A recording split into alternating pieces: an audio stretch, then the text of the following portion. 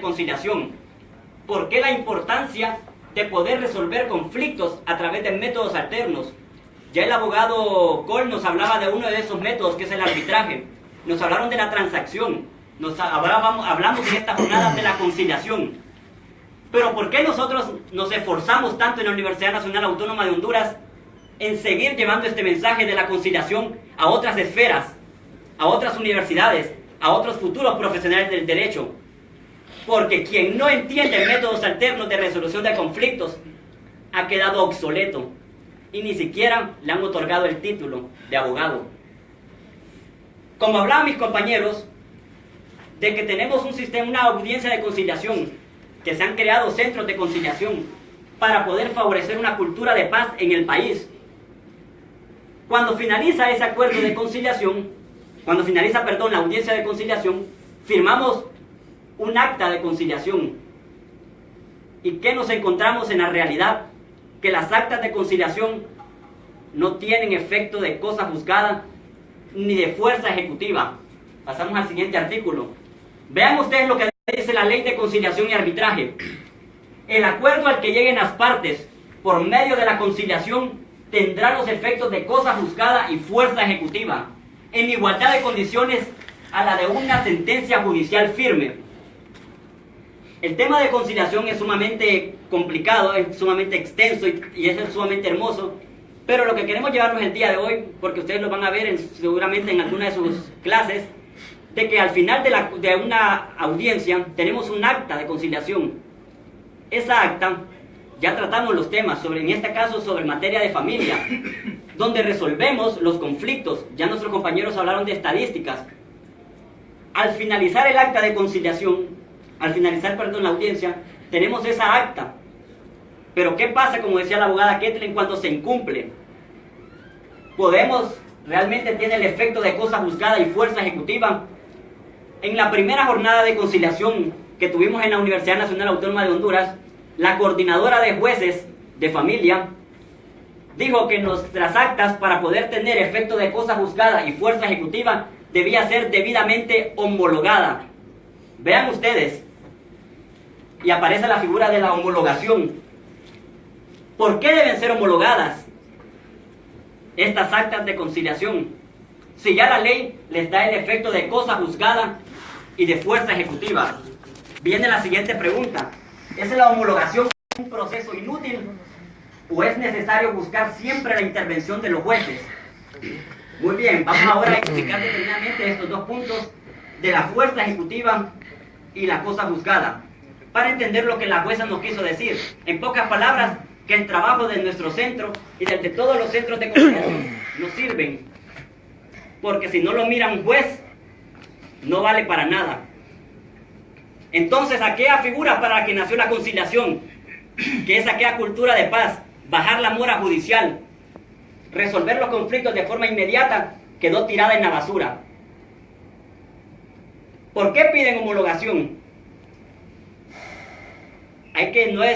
No somos tampoco ignorantes de nuestro sistema, ni tampoco somos ciegos, o a veces queremos serlo, pero no hay estudio en nuestro país. No salimos a buscar afuera qué está pasando en los otros países. ¿Qué pasa? Que en Honduras la doctrina nos habla de una palabra fundamental: cosa juzgada. ¿Qué entienden los jueces? ¿Qué entiende el profesional del derecho? ¿Qué entiende el abogado por cosa juzgada? Hace alusión a aquello que pone fin a un conflicto mediante sentencia judicial emitida por un juez. Entonces entendemos que los jueces pidan que se homologuen los acuerdos, porque ellos o algunos seguimos estancados en ese concepto de cosa juzgada. Nuestros países vecinos, porque no hay que ir tan lejos, también tienen estos métodos alternos y tienen la conciliación como un método alterno. Se dieron cuenta, cuando crean la ley de conciliación, de que existía el mismo problema, que les daban el efecto de cosa juzgada y fuerza ejecutiva, pero su doctrina y su jurisprudencia lo rechazaba, al decir que solo los jueces emiten cosa juzgada. Pero al ver la magnitud y la fuerza que tenía la conciliación para resolver conflictos de forma ágil, dieron un paso siguiente y avanzaron. Ya no entendían la cosa juzgada como la resolución que emiten los jueces, sino que la entienden en otro concepto, en un concepto formal y en un concepto material. Es decir, avanzaron a los que como estaba avanzando el derecho, y entendieron que la cosa juzgada es aquella cuando existe la voluntariedad de las partes para llegar a una solución de su conflicto. Es decir, que nos habla de dos efectos de la cosa juzgada. Se les explico a continuación. La cosa juzgada, para que funcione, para que tenga efecto, deberá tener dos aspectos.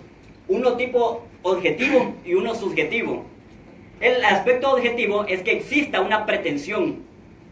Es el primero, como inicia esta situación, que exista una pretensión. Y la subjetiva es que las partes voluntariamente hayan llegado al acuerdo. Inmediatamente opera la cosa juzgada. Vean ustedes cómo avanzaron y ya no es necesaria la intervención de los jueces, porque atrasaban los procesos. Entonces, ¿qué estamos hablando? De que nuestras actas del Centro de Conciliación tienen las dos. Existe una pretensión en materia de familia, una madre que llega a solicitar una pensión alimenticia. Esa es la pretensión, ella solicita una pensión alimenticia. Le invitamos a una audiencia de conciliación en la parte convocada, que en este caso es el padre, y decide acudir a la audiencia de conciliación. En la audiencia se les pregunta lo fundamental. ¿Desea usted continuar en esta audiencia de conciliación? Vean ustedes lo que estamos asegurando, la voluntariedad de las partes. Cuando ambas partes dicen que aceptan continuar con la audiencia de conciliación, entonces llegan a un acuerdo. El conciliador es un tercero neutral que está ayudando a las partes a resolver su conflicto. Cuando las dos partes llegan a un acuerdo, se les lee el acta íntegramente, y en esa acta únicamente se plasman los puntos de acuerdo de las dos partes. En este caso, algunos casos que tienen un tercero. Cuando se les lee el acta y ellos están de acuerdo y la firman, tenemos cosa juzgada, porque las partes tenían una pretensión con la que nace el conflicto y las mismas partes solucionan su conflicto.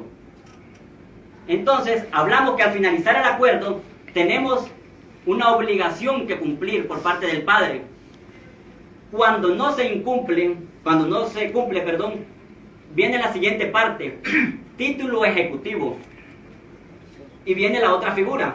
Vean ustedes cómo vamos avanzando, que ya tenemos cosa juzgada en nuestras actas de conciliación del Centro de Conciliación de la UNABS.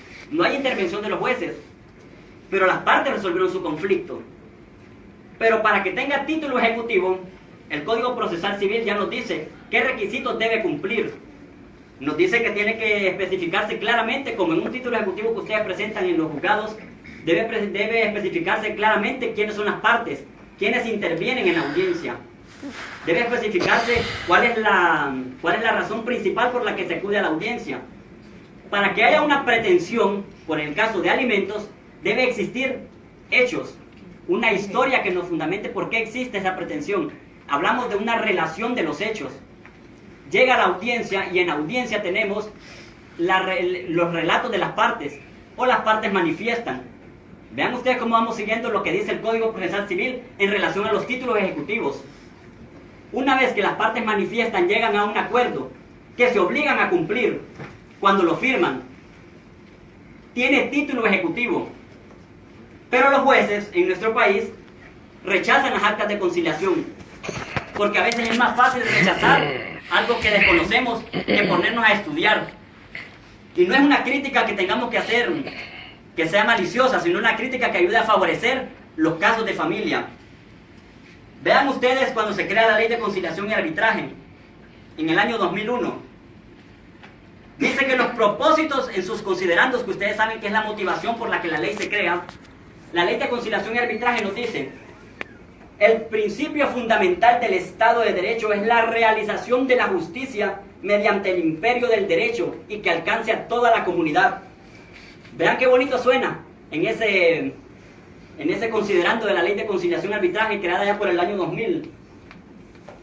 Que siguiendo los patrones que dictan los tratados internacionales, Honduras también avanza a métodos alternos. Pero ¿qué creen? Lo hicieron con la voluntad realmente de mejorar y crear una cultura de paz, o solo para cumplir con nuestros países que financian al Estado y no con una verdadera voluntad? ¿Por qué razones les decimos esto? Desde el año 2000 hasta el día de hoy, casi 17 años después, no hay un reglamento de la Ley de Conciliación y Arbitraje que permita actuar a los jueces, en este caso, que desconocen la Ley de Conciliación y Arbitraje y cómo avanzaron los países vecinos. Y la mandan a que hagamos lo mismo que la transacción. Vean ustedes, que ya se explicó, es otro de los métodos alternos. El Código Procesal Civil, tanto el Código Civil también regula la transacción. Y la transacción nos dice que en efecto hay que homologar los acuerdos. Pero la transacción es lo mismo que conciliación. Vean ustedes la diferencia. No podemos, porque la transacción nos dice que es el acuerdo al que llegan las partes y piden la intervención del juez para que lo homologue, para que no se vulneren derechos. El acta de conciliación es aquel acuerdo al que llegan las partes a través de un centro de conciliación. Para crear un centro de conciliación debe cumplir con ciertos requisitos de ley, donde se verifica que en efecto cumple con un procedimiento y se respetan los derechos. Ya esa función se le otorgan a los centros de conciliación. No es necesario que vuelva el juez a intervenir en un caso que ya se resolvió. Cuando la jueza de familia, la jueza coordinadora de familia de los juzgados, nos dijo que había que homologar nuestros acuerdos, lo tiró meramente un documento cualquiera. Y las 1 hora y 50 minutos que vemos a diario con 3 audiencias quedaron reducidas a nada. Por la negativa de los profesionales del derecho a avanzar al siglo XXI, a los métodos alternos de resolución de conflictos. Vean ustedes por qué es importante que nosotros seguimos trabajando arduamente en de fomentarles a ustedes la resolución de conflictos. Dicen ahora los nuevos métodos, para poder ser un excelente abogado, un abogado del siglo XXI, hay que ser una persona que resuelve conflictos, no que los genera, no que los entorpece. Me he dado la tarea en estos días, desde que empecé a litigar ya como abogado, a observar expedientes en sede judicial. Y me llama la atención cómo usted va a observar sumamente expedientes de este tamaño, de abogados con mucha experiencia, expedientes enormes, que para todo presentan un escrito. Vean ustedes, para todo están presentando escritos. Inclusive cuando saben que su cliente no tiene la razón, siguen presentando escritos. Entonces, queremos decir que ese tipo de abogados, no queremos que sean los próximos abogados que están saliendo de las universidades. Siguen saliendo a numerosas cantidades. La Universidad Nacional Autónoma graduó, cuando me gradué yo, casi 200 abogados. Imagínense ustedes, no podemos seguir creando abogados que sigan entorpeciendo este sistema judicial, sino que sean abogados que resuelvan conflictos. Por eso es la pregunta a ustedes. Si quieren ser futuros profesionales del derecho, tienen que ser abogados que resuelvan conflictos, no que los generen. Por eso es importante que cuando se gradúen sigan estudiando estos métodos alternos. ¿Por qué nos seguimos oponiendo a la homologación de nuestros acuerdos? Porque sería admitir que no funcionan. Pero como estamos conscientes que realmente funcionan y que tienen el efecto de cosa juzgada y título ejecutivo, seguimos en su cumplimiento. Por eso los invitamos a ustedes a que ahora que estudian derecho, no solo se queden con el derecho procesal, no solo con el derecho laboral litigioso, con el derecho procesal civil, sino que avancen a resolver esos conflictos sin llegar a sede judicial. Desde que yo litigo hasta el día de hoy, no he podido, todos los casos que he llevado, rara vez, solo cuando es extremadamente necesario, presento un caso en vía judicial. ¿Por qué presentar un caso de pensión alimenticia en vía judicial, de una deuda en vía judicial, si no estamos hablando del crimen, de una masacre, no estamos hablando de lo que acusaban a Michael Jackson?